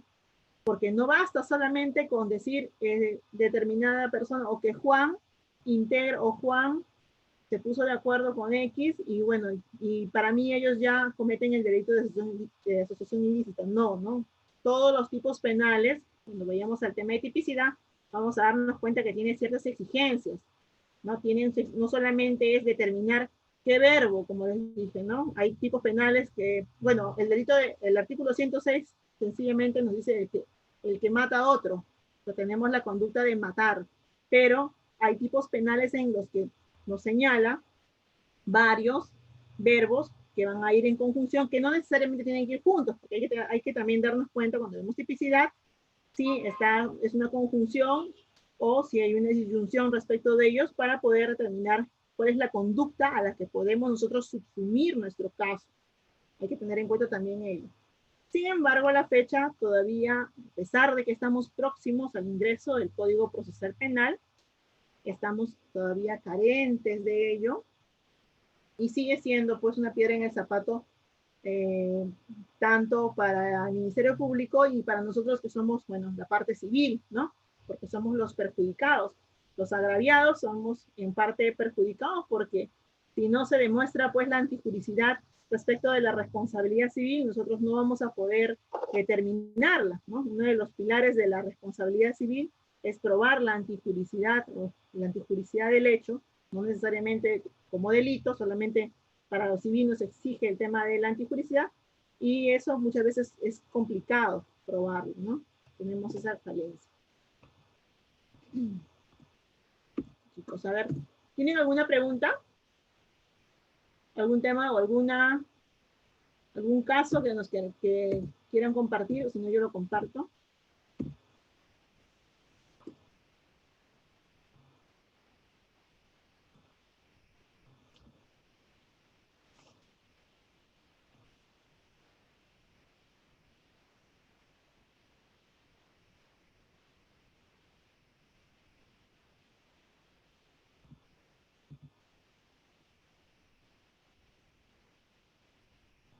A ver. Doctora. Sí, dígame. En el caso de lo que estaba hablando o de cualquier relacionado, porque por ejemplo en una pareja de que una paciente o perdón, una señora que sorprende a su pareja que le es infiel. Ajá. Y termina matando al esposo, o sea, al infiel. En ese caso, la persona, o sea, la paciente, la señora no tenía premeditadamente en que quería cometer ese delito de homicidio, de asesinar al esposo. Entonces, en ese caso, si bien es cierto, se configura la acción, o sea, que la persona hace, o sea, mata, pero digamos de que no lo tenía premeditado. Y el derecho penal castiga aún ello. No, o en esa situación, ¿cómo sería, doctora? Ahí también tenemos, vamos a revisarlo también, que son hay unas eximentes, ¿no? Porque la persona actuó pues motivada por una por una impresión fuerte, ¿verdad? Por una impresión fuerte, y obviamente no hablemos de un eximente, sino la pena se va a reducir debido a que ella no estuvo pues en su momento totalmente motivada, ¿no? No podemos decir no motivada porque sí, obviamente al ver la situación, al ver el evento desagradable para su persona, ella lo que hizo fue reaccionar, ¿no? Pero va a haber una reducción. El Código Penal nos señala que en casos como esos, igualmente también tenemos otros casos, por ejemplo, en el tema de las personas, las madres, que cuando están en el estado de etapa puerperal, a veces cometen infanticidio, ¿verdad? Matan a sus bebés también. O sea, hay situaciones en las que el derecho penal va a reducir, en unos casos incluso hasta va a eximir. ¿Por qué? Porque la persona no actuó totalmente en sus cabales, ¿no? No actuó totalmente, como tú lo mencionaste, con la premeditación de poder cometer el hecho punible.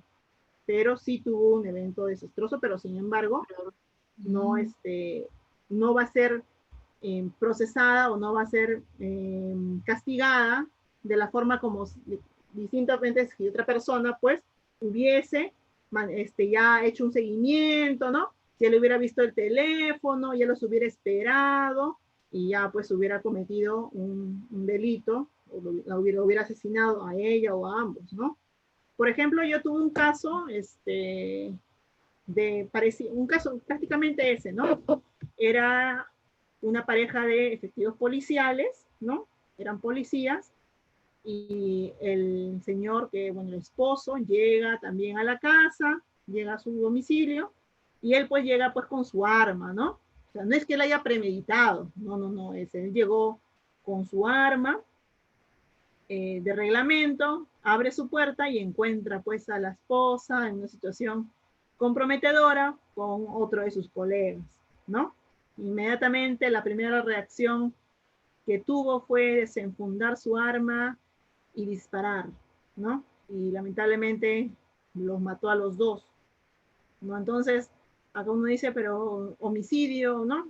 Homicidio ya. Pero no, pues acá en este caso también vamos a tener que evaluar que la persona cuando cuando realiza la acción, no va pues a hacerlo de forma premeditada.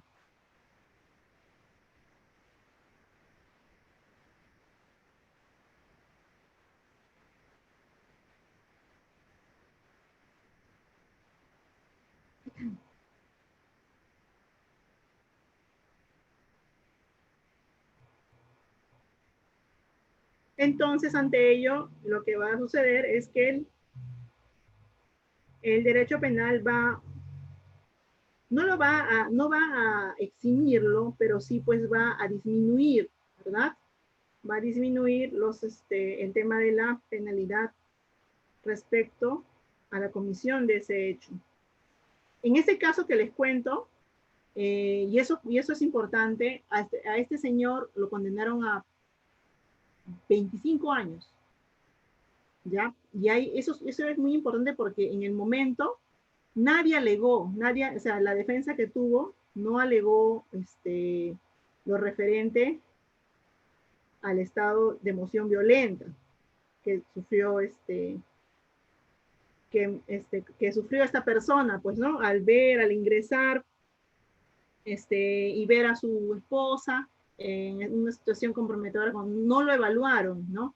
Pasó primera instancia, bueno, eso estamos hablando, yo les cuento que este caso fue con el antiguo código, bueno, el Código de Procedimientos Penales, terminó la instrucción, subió a superior, la sala lo condenó, interpuso recurso de nulidad y la Suprema lo confirmó, eso es lo más raro, ¿no? La Suprema lo confirmó. Sin embargo, luego de un análisis posteriormente, cuando ya la persona estaba sentenciada, ¿no? Se solicitó una revisión de este caso y se pudo alegar en su momento de que había un estado de emoción violento. Entonces, respecto de ello, se le pudo reducir la condena a esta persona. Se le redujo, no se le exime, se le redujo la condena y pues pudo acceder ya a un beneficio penitenciario y salir, ¿no? Pero definitivamente lo más sorprendente que este caso se fue hasta las etapas de la Corte Suprema, ¿no? Nuestros grandes juristas de la Corte Suprema, pero sin embargo confirmaron una resolución que a primera lectura, con el ejemplo que tú me acabas de dar, podemos intuir que se trata de un caso de emoción violenta, ¿no?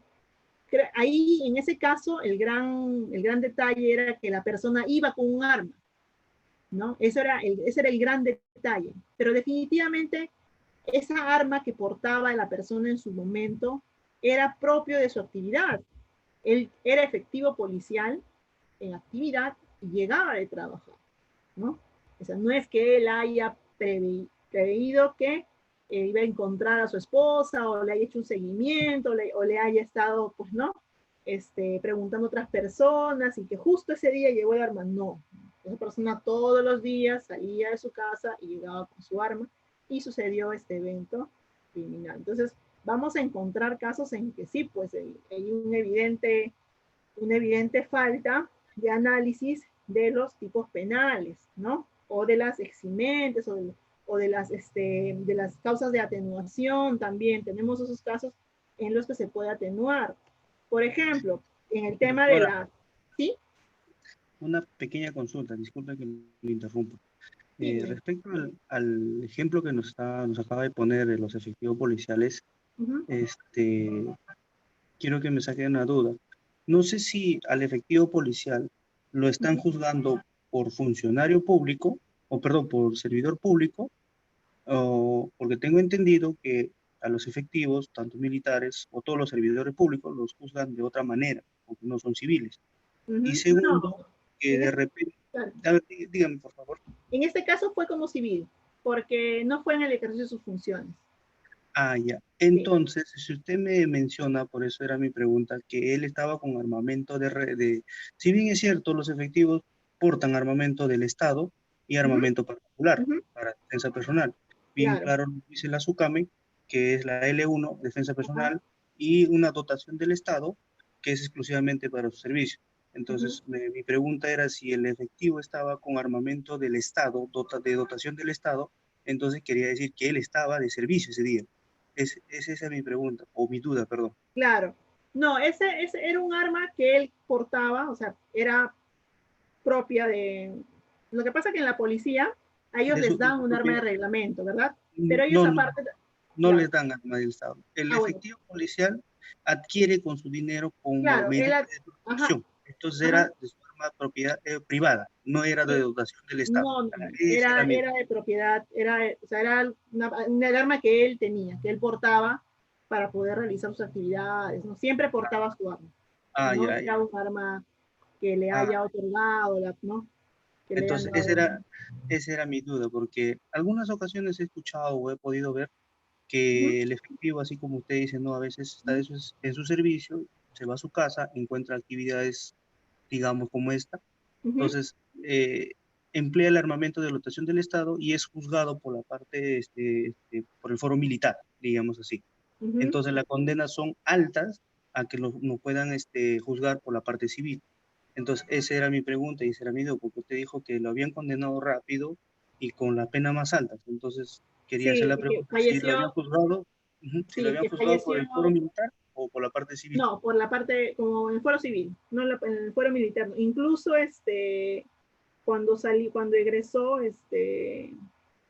bueno, fue patrocinado mío, tuvo quiso retornar porque él salió por beneficio penitenciario incluso. O sea, porque pagó la reparación civil tanto a favor de la persona con quien encontró a su esposa y como también tuvo que pagar a la familia de su esposa, ¿no?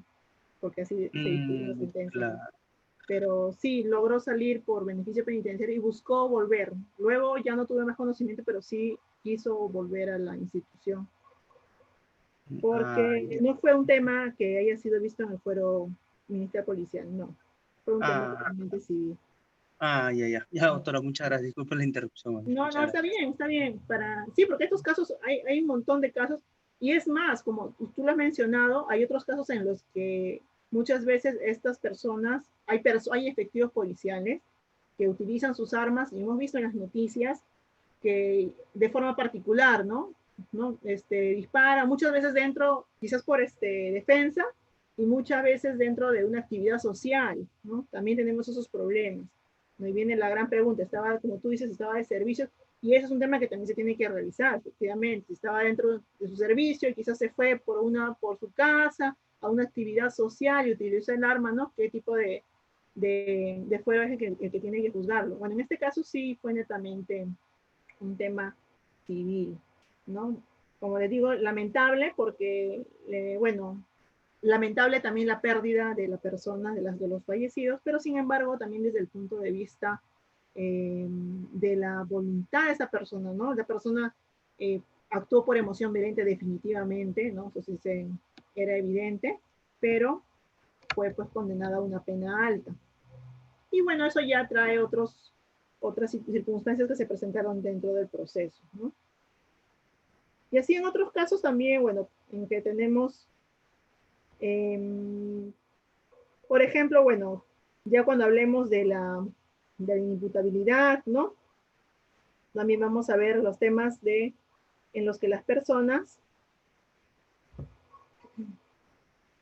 en los que muchas veces vamos a tener la acción, vamos a tener la tipicidad, se nos va a presentar la antijuricidad, pero vamos a ver que muchas veces encontrarnos ante situaciones de inimputabilidad, ¿verdad? También vamos a tener esos casos. O sea, van a ver que vamos a pasar todos los filtros y cuando estamos por llegar al final, nos vamos a dar cuenta de que quizás hay un caso ya de inimputabilidad y no vamos a poder pues condenar a las personas por el fuero, o sea,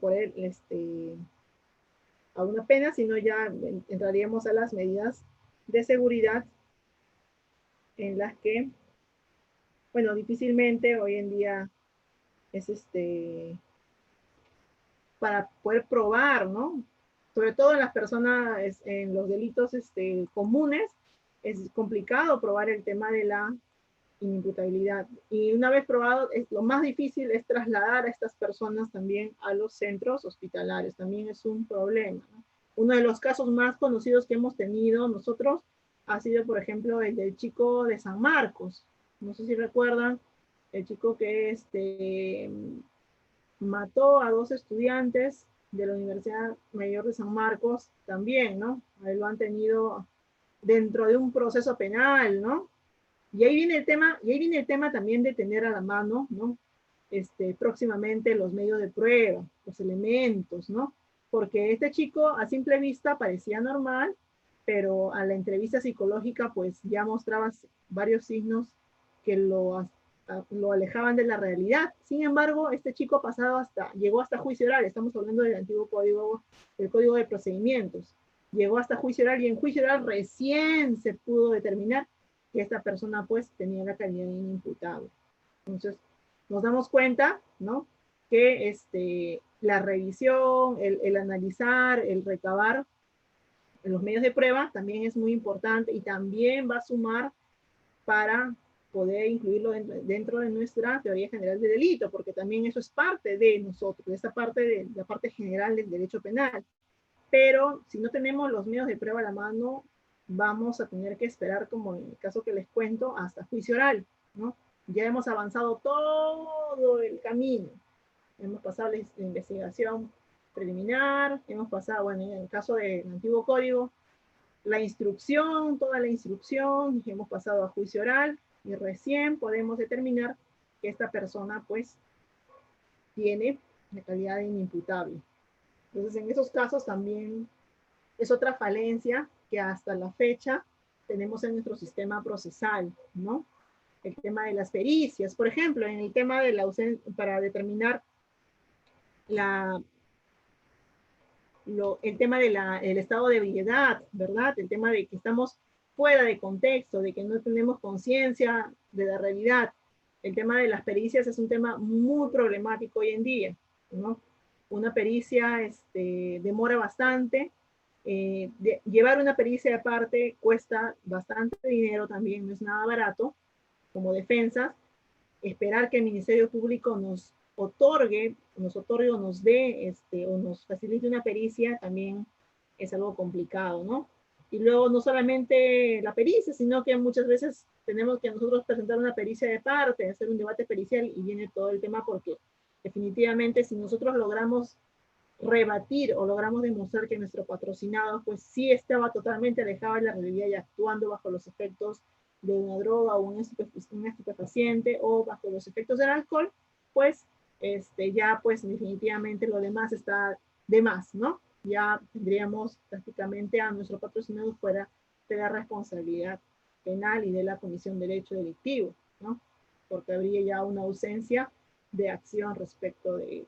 Pero como les vuelvo a mencionar, es un tema que sí es complicado, sobre todo los que actúan, bueno, cuando se actúa como defensa privada, ¿no? Vamos a tener esas trabas, pero recordemos, y tampoco no debemos dejar de mencionar, que el titular de la acción es el Ministerio Público, ¿no? El Ministerio Público no solamente debe acusar, y lamentablemente hoy en día tenemos esa sensación, ¿no?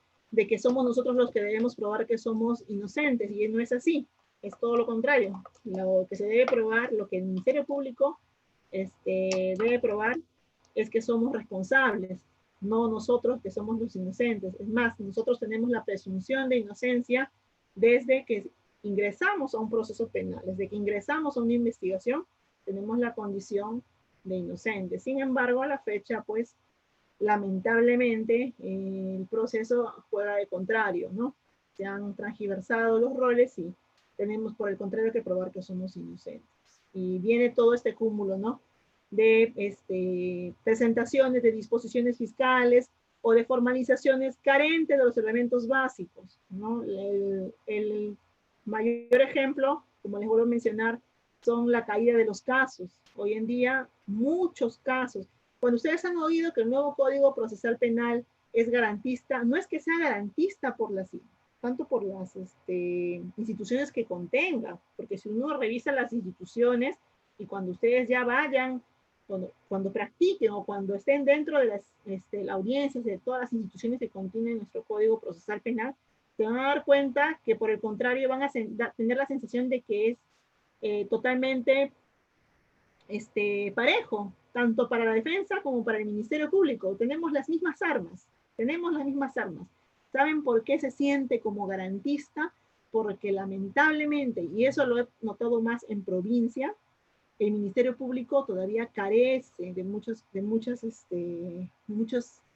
circunstancias que los ayuden, ¿no?, a poder realizar una determinada calificación de los delitos.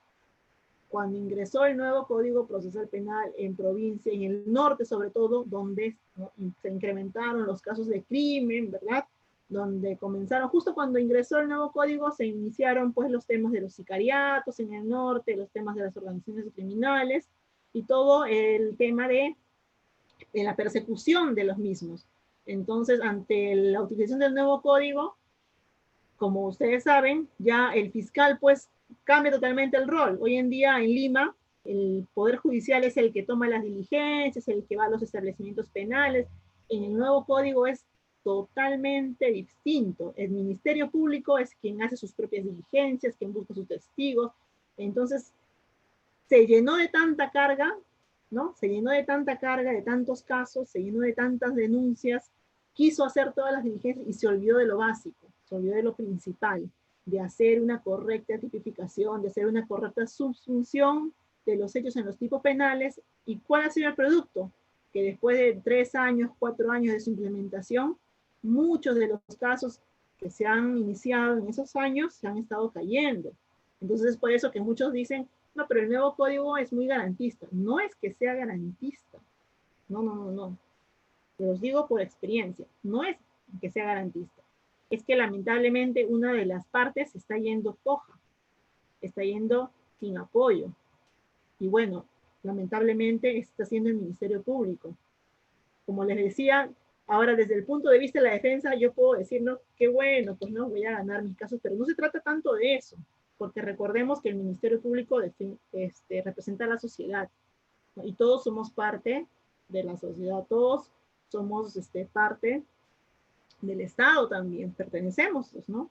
Somos parte de la sociedad y los hierros que pueda cometer o los errores que pueda cometer el Ministerio Público a la larga los vamos a sentir en la sensación de inseguridad que vamos a tener respecto a esos delitos. Entonces, por eso les menciono que la permanencia o la presentación del nuevo código en Lima va a ser todo un reto y hay que prepararnos bien, ¿no? Yo inicié la universidad en el año 2004, ¿no? Cuando era nuevo el Código Procesal Penal, ¿no? Entonces, imagínense, hasta el momento no lo he visto en Lima. Yo lo he visto en Lima, en el área de corrupción de funcionarios y crimen organizado, que son los que están vigentes para el nuevo código en Lima. Pero en nivel común solamente los he visto en flagrancia, ¿no? Y en flagrancia, sí, pues es un mini proceso corto, pequeño, que también veo veo algunos delitos, algunas figuras que se han presentado, pero no del todo, ¿no? O sea, ahí como su mismo nombre dice, es proceso inmediato. Los procesos no son en un día, son en varios días, pero son rápidos, ¿no? Y hay varias fases que se van a suprimir, se van a subsumir una en otra. Entonces, no lo he visto tanto. Entonces, ahora que viene la implementación, bueno, en mayo han mencionado que se ha corrido de diciembre para mayo, pues me parece bien porque todavía actualmente, y si alguno de ustedes trabaja en el Poder Judicial, lo puede haber podido percibir, hasta el momento no se termina de liquidar. Los juzgados penales en Lima están señalando audiencias hasta días domingo, porque no terminan de liquidar. Entonces, imagínense, la carga sigue ingresando. Entonces va a ser un gran reto para nuestras autoridades, un gran reto para nosotros, un gran reto también para ustedes, estudiantes, para los que estén en el ejercicio, es un reto para todos, debemos prepararnos en el nuevo código. Cuando vayamos a audiencias, van a sentir la diferencia, como siempre les digo, van a ver la diferencia. Y tengo que señalar que la defensa, ¿no? Cuando pensaba al inicio que era lo contrario, la defensa incluso hace un mejor papel que el Ministerio Público. La defensa hoy en día se está preparando, tanto pública como privada. La defensa pública y la defensa privada están dando bastantes luces, ¿no? En los procesos, por lo menos en los que estamos acá en el nuevo código en Lima, bastantes actuaciones interesantes, ¿no? Están utilizando, ya se ha aprendido. Al inicio todavía había esa falencia. Hoy en día ya la defensa utiliza los medios técnicos, ya utilizan también los medios impugnatorios también. Entonces es un tema que también cuando veamos temas, si seguimos viendo estos temas, cuando veamos procesal, van a ver que hay muchos medios impugnatorios que se pueden utilizar, pero también van a ver, y les voy a mostrar videos, en los que los utilizan mal, ¿no? Y muchas veces vas a estar ante a un colegiado, o ante un juzgado, o ante una audiencia en que todos razonan mal. Y entonces ahí pues, me voy a acordar de mis profesores, ¿no? De la universidad, que sí me enseñaron cómo se utilizaban verdaderamente estas técnicas, tanto los medios impugnatorios, tanto los medios de defensa técnicos muy importantes en todas las etapas del proceso, ¿no? Me voy a acordar de la teoría del delito, me voy a acordar de tipicidad, me voy a acordar de todo, porque van a ver que es sencillo identificarlo cuando nosotros ya nos reconocemos, ¿no? Y se van a sorprender de que hay casos en que aparentemente son casos pues grandes, ¿no? Y van a poder solucionar o se van a poder corregir, se van a poder absolver a personas simplemente utilizando la teoría del delito, nada más. Así de sencillo es muchas veces. Sino que, como les vuelvo a decir, nuestros operadores del derecho muchas veces en la intención de poder abarcar la cantidad de carga que se tiene, se olvidan, pues, ¿no? Se olvidan y se dejan pasar estas circunstancias. Bueno, chicos. Ha sido un gusto estar con ustedes. Ustedes manejan con su coordinador, con el coordinador del evento, algún correo, algún medio o un grupo de WhatsApp, porque quisiera pasar algunas resoluciones para que ustedes puedan evidenciar estas falencias que les he mencionado.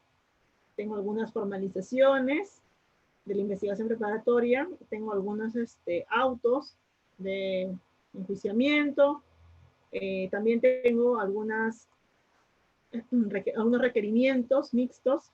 Quisiera que los revisen para que ustedes también puedan señalar, puedan identificar el tema de la subsunción de los hechos, sobre todo eso, ¿no? La subsunción, lo que nos va a servir también para tipicidad, cómo realiza su trabajo el Ministerio Público. Bueno, eso es básicamente ellos quienes nos dan la muestra, ¿no? De cómo se realiza, porque nosotros luego lo vamos a observar, lo vamos a absolver, lo vamos a objetar.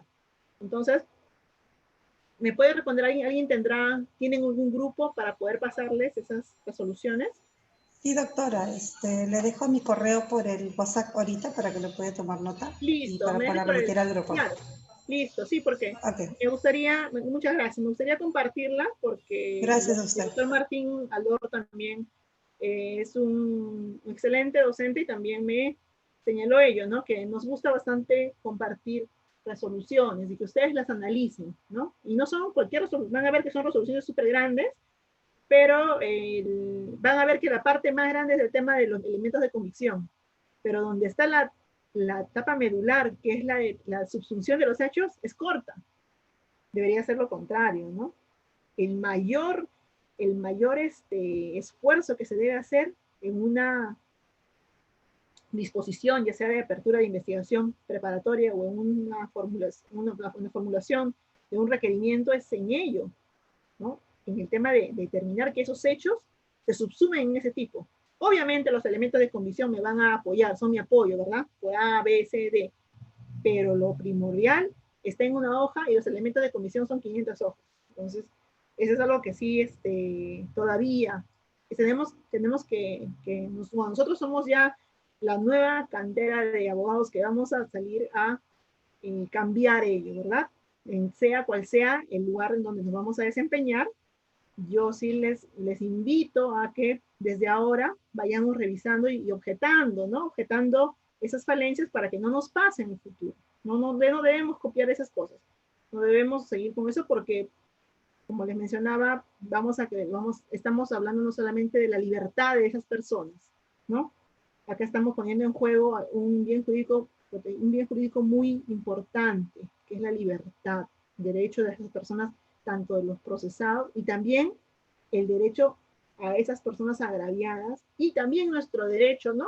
A poder desarrollarnos en un ambiente, pues, seguro, ¿no? Porque cuando hablamos de delitos estamos, pues, hablando de situaciones que son cometidas, pues, entre cualquiera de nosotros, ¿no? Cualquiera de nosotros podría ser en su momento víctima de cualquier de esos, y no, pues, lo que se busca y lo que nosotros buscamos como operadores del derecho siempre es que se consiga el concepto de justicia, ¿verdad? Que se consiga ese concepto en su integridad. Bueno, chicos, entonces me quedo con, a ver, el correo, ya me acaba de pasar el correo su compañera. Yo les voy a pasar por el correo unas resoluciones para que vayan revisando, sobre todo para cuando vayamos a ver el tema de tipicidad, ¿no? Y para que vean esas falencias que les menciono. Les va a ayudar, son resoluciones un poquito grandes, pero lo grande, como les vuelvo a mencionar, es los elementos de convicción, ¿no? Vayamos de frente a la tipificación, a la subsunción, a los elementos del tipo. Cuando veamos eso, van a sorprenderse que es 1 o 2 hojas de un requerimiento de 500. ¿Listo, chicos? Entonces, a ver, voy a copiar estos.